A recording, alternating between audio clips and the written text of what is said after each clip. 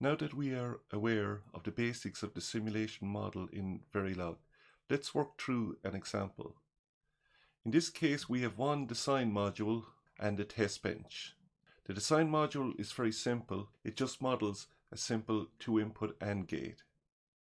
The test bench consists of local declarations, a module instantiation for the AND2 module, and an initial construct. A Verilog simulation consists of processes, reg variables, and wires. Examples of processes include the continuous assignment statement, such as the one shown here, and another example of a process is the initial construct, such as the one shown in the test bench. Verilog processes are objects that can be evaluated, or they can be considered to be objects that can respond to changes on their inputs to produce an update to signals. So for example, the initial construct is an object that can be evaluated by evaluating each statement in turn, and the assign statement is an example of an object that can respond to changes on its input. So for example, if anything changes in the expression on the right hand side of the equal to, this can result in the expression being evaluated and the value then used to update C. We will use this yellow area to contain all processes, reg variables, and wires used for this simulation. In our example, we've got an in1 reg variable, an in2 reg variable, a wire called out1. So these are the reg variables and wires that we've got in our test bench. We then have an initial construct, which is a process that we add to our test bench, and we've also got our module instantiation. A module instantiation is not a process. And remember what happens with a module instantiation. We need to take some additional steps to convert our module instantiation into a form that can be used in our simulation. If you remember when we discussed module instantiation, what happens is that the instantiation is a way in which a copy of the module can be included and connections are made to the ports. So we need to replace this instantiation with a copy of the AND2 module and make connections to the ports. So to do that, let's take our module instantiation and replace it with a copy of what's inside the module. Now if you look at the module AND2, you'll see that it's got 3 ports A, B, and C. These are 3 wires. So let's add those 3 wires to our simulation. We've got an assign statement, so let's add that to the simulation also. At this point, we've replaced the instantiation with a copy of the module AND2. And the final part is then to make the connections detailed in the port connection list in the module instantiation. If you look at the first port, the port A, it's connected to in1. So the assign statement, assign A equal to in1, achieves the connection between A and in1. So what's happening is the value of in1 drives the wire A using the assign statement, and that achieves this first connection. In a similar way, for the second connection, we have another assign statement, and for the third connection, we're connecting out1 to C. And to do that, we have a third assign statement, assign out1 equal to C. And that represents our third connection here.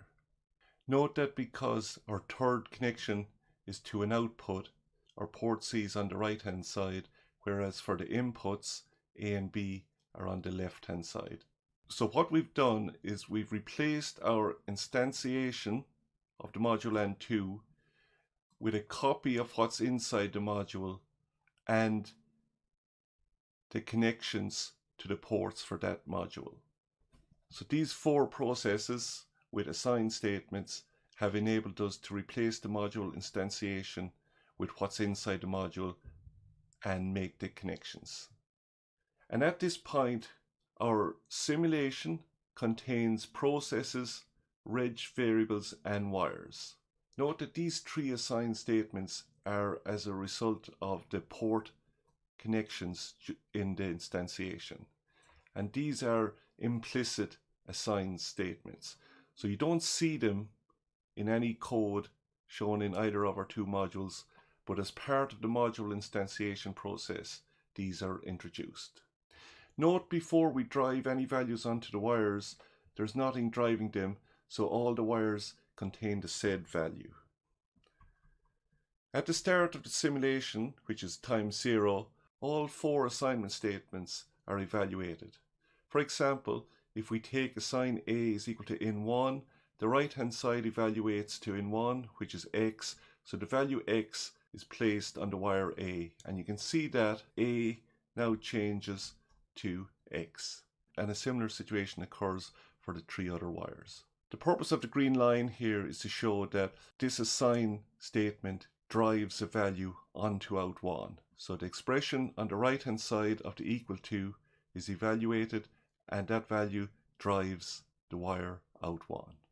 At time t is equal to 0, any initial construct in our simulation is added to the active event queue. The red box here indicates the next event that will be evaluated by the simulator. In our example, because there is only one event in the active event queue, this is the only event available for evaluation. And remember, with initial constructs, the statements inside the initial construct are carried out in the order in which they're actually listed. So let's begin the simulation. The first statement to be carried out is the statement highlighted with the arrow here, in1 is equal to 0. And the impact of this statement is that the value 0 is placed into in1. The way in which assign statements work during the simulation process is that anytime there's a change to the expression on the right hand side, this triggers a new event. So just note what's happened. In1 is changed from an x to a 0. And in1 is used on the right hand side of this assignment here. Therefore, this triggers a new event, and this assign statement is then added as an event to the active event queue. At this point, we have 2 events in the active event queue. This initial construct, the 2 events are the initial construct and the assign statement. At this point, we've completed this statement, so the simulator proceeds, in this case, to the next statement in the initial construct. Here, in2 is set equal to 0. So if you look at in2, it changes from an x to a 0. You'll note that in2 is on the right hand side of this particular assign statement, so that triggers an event whereby this assign statement is now added to the active event queue. We've now completed this statement, in2 is equal to 0. The simulator then moves to the next statement. The next statement starts with a #1. This is a delay control indicating to the simulator to wait 1 time unit. So what happens now is that we're currently at the time t is equal to 0. If we have to wait 1 time unit, that means this initial construct is now moved to the future event queue at time 1. So this is the event and this is the time for which it's scheduled. Looking at the active event queue, we now have 2 events. The simulator is free to choose either one. So let's say the simulator picks this event, assign A is equal to in1. So in1 contains 0. A currently has the value x, so now we're replacing A with 0. And when we do that, you'll note that A is in the right hand side expression in this assign statement. So that means this assign statement will be added as an event to the active event queue. We're now finished with this assign. Note that the red outline indicates what event we're currently handling. So this event is complete. The simulator is free to pick either one of these. In our example, let's pick this one here. So we update B with in2. In2 is 0. B currently contains x, so B now contains 0.